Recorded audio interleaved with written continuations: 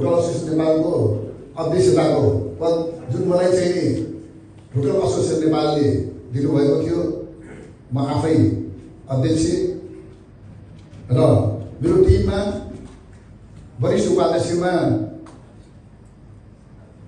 प्रवीण बहादुर पाठक म यहाँ स्टेजमा योगदान चाहन्छु।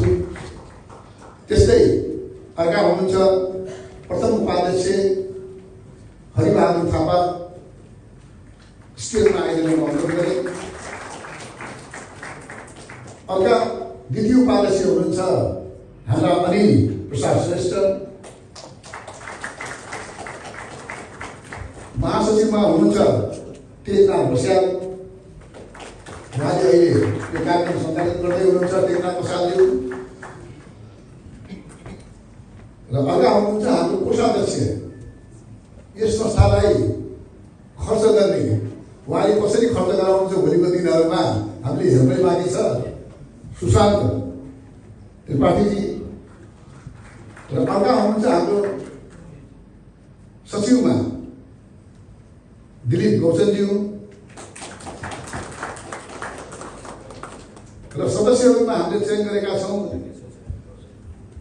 प्रणदार दीक्षित,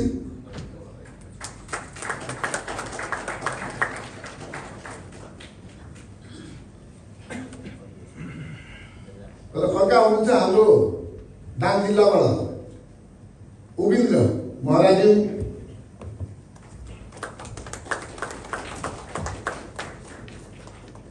पाल्पा जिल्लाबाट धीरेन्द्र प्रधानज्यू, उहाँ चाहिँ पाल्पा जिल्लाको महासचिव पनि हुनुहुन्छ।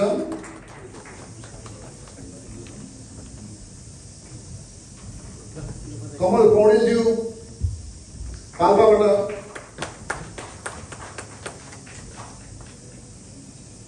बाँकी जिल्लाबाट गिरिराज पाण्डेज्यू,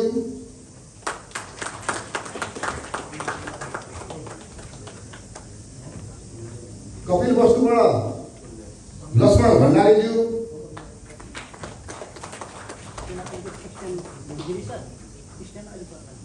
अनि भैरवाबाट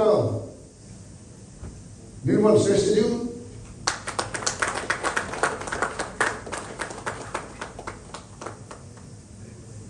अरू दुईजना हाम्रा साथीहरूको स्वास्थ्यमा अलिकता अप्ठ्यारो भएको हुनाले मलाई फोन गर्नुभएको थियो।